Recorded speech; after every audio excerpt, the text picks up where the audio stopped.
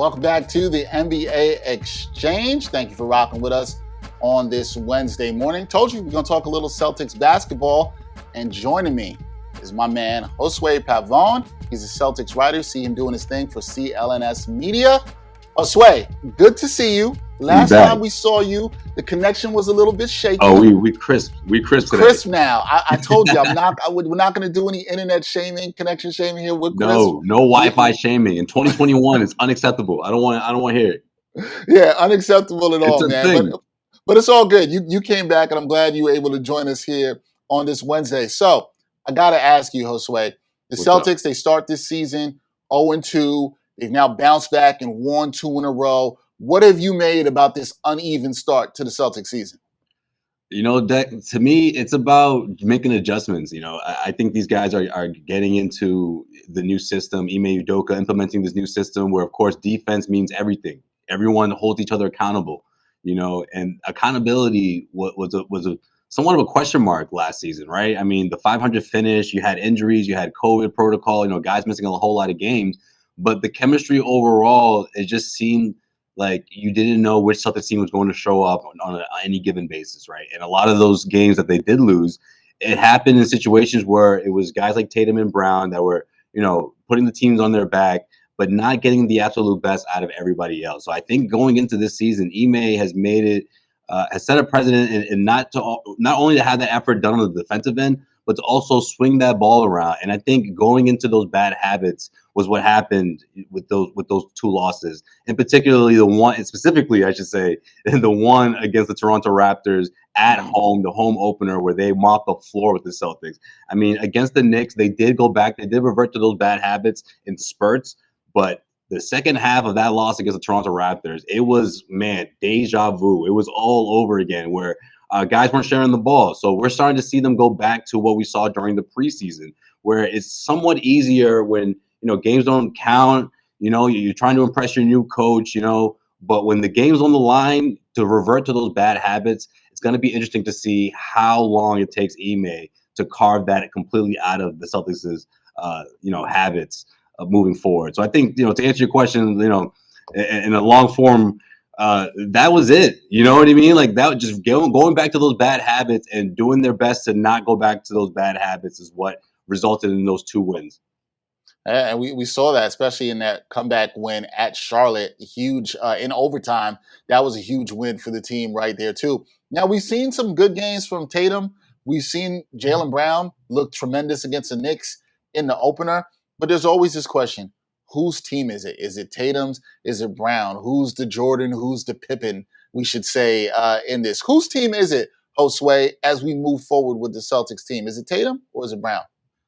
You know, moving forward, it's going to be interesting because they're saying that there can be 2 alphas, and we've yet to see that. Because in my opinion, right now, as things stand, this is Jayson Tatum's team, and what I mean by that is if the game is on the line and this team needs buckets in a hurry, it's going to be Jayson Tatum. And I think the best example of that is what we saw in the season opener against the Knicks, the classic, the double overtime classic, where Jaylen Brown had a career high, 46 points, and Jayson Tatum, his all-star counterpart, was ice cold, couldn't buy a basket. 1 for 9 from behind the arc, who was forcing the issue, kind of going back to those bad habits that I talked about earlier. But the point I'm trying to make is, when it came down to it, though, Tatum still got the ball in his hands.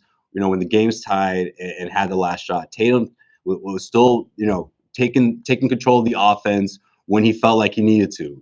And I think that was telling into seeing how the dynamic is going to be between those two.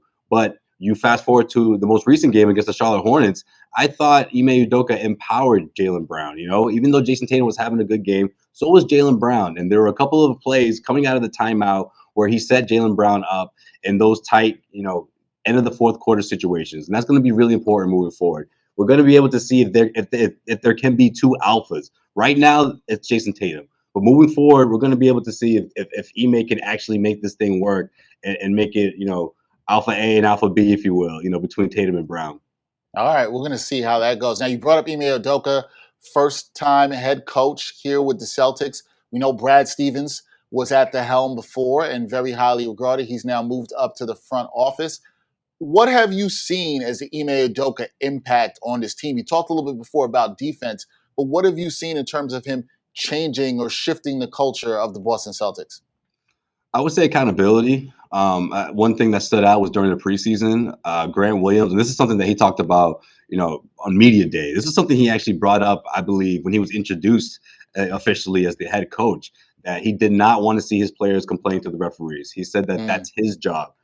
Don't get lost into that because it's going to take you out of the game. And to prove his point into how serious he was about that, he benched Grant Williams after he was complaining about a call. So I'd say accountability is at the top of the list for Ime, and it's going to be interesting to see how that goes with someone like Jayson Tatum, because that was a habit of his throughout the course of last season that drove not only Brad Stevens crazy, but of course Celtics fans crazy. It seemed to take him out of his game in certain instances. It seemed like the referees were making sure that they didn't give him the benefit of the doubt in most calls because of that. It seemed like he was starting to build his reputation. And I think accountability and making sure that guys, that the message is delivered is a big part of what Ime is about. And he certainly proved that this, a couple of weeks into the season. I like that, man. I like holding guys Yeah, man. accountable when you see a It's like lot of an this old complaining to the refs. school, It's an old school yeah, mentality. Yeah, yeah, yeah, yeah. right. No, you're He's from the absolutely. school of Popovich, so that Yep. that part I'm not that part doesn't surprise me. It's just how you're going to make sure everyone is on the same page. How long is it going to take, rather? That's the key. That's the question. That is the question there. Well, I think the biggest question on the mind of Celtics fans is, all right, can this team, Josue, can they contend in the East? How good can this Celtics team actually be with some of the moves they made in the offseason, the change with the head coach? How good can this Celtics team be? That's a great question. Now, if we're talking about where they're going to be sitting at the end of the regular season, when you look at the first top 2-3 teams, to be honest with you, I don't think there's going to be the Celtics. I think they, best case scenario, they may fall in that 4th seed. Maybe even the 5th. The 4th is going to be more crucial because that would give them home court. But I think for them to be one of those top teams, I mean, it's just going to have to take a trade in upgrading that roster. But in a best of 7 series, though, I think this team is talented enough to beat some of those top-notch teams. So to answer your question, it's going to really boil down to how good this team is going to defend. How can they defend a Giannis Antetokounmpo in the best of 7 series? How do they defend the Brooklyn Nets? 2 powerhouse scorers. How can they hold their own against those guys? We know that they can put up points in a hurry. We know that they have guys like Tatum and Brown that can do that. But the defense is going to dictate just how far they go in terms of beating a top-notch team in the best of 7 series. And I honestly think it's going to take them developing into a top 5 team in the NBA. If not, at least in the top 10 in the top 5 in the East. If they're going to make it to the Eastern Conference Finals, I think it's that important. I really do. Yeah, they're gonna have to get better on the defensive end. We know what these 2 young stars can do on this team for sure. Now, last thing, Celtics, they got the Wizards tonight. Celtics fans do not want to see a letdown. You started 0-2, you got 2 in a row. You just come off this big win in Charlotte. You got the Wizards at home. What are the keys to the Celtics getting a W tonight back home? We talked about this on the CLNS postgame show Monday night, and honestly, I just want to see more that free-flowing offense, where guys are getting more involved, and let's see other guys step up here in the sense of seeing like 4 or 5 players scoring in double figures. I think this is a great opportunity for guys to get involved. We saw a little bit of that last game. I mean, Jabari Parker came in and drained three threes in 5 minutes, Dex. I mean, you can't make up this stuff, and that's not a knock on Jabari Parker, but what I Right. mean by that is like, from a Celtics point of view, from a Celtics fans point of view, sometimes these guys come in and they show out, and you don't see much of them, for a couple of games here. Obviously Ime is still experimenting here, mixing up his rotations, but the front court is going to be really important. Guys like, Hernan Gomez, guys like Jabari Parker, Grant Williams has put together a couple of really good outings. Those are the kind of guys that can really round out your second unit and strengthen your depth. So I want to see more of that. I want to see guys stepping up offensively and showing a bit of that depth that we're still yet to see. If it's going to be for the long run. Can those guys be consistent? One of those guys or a couple of those guys in the front court will certainly go a long way for this team in the long run.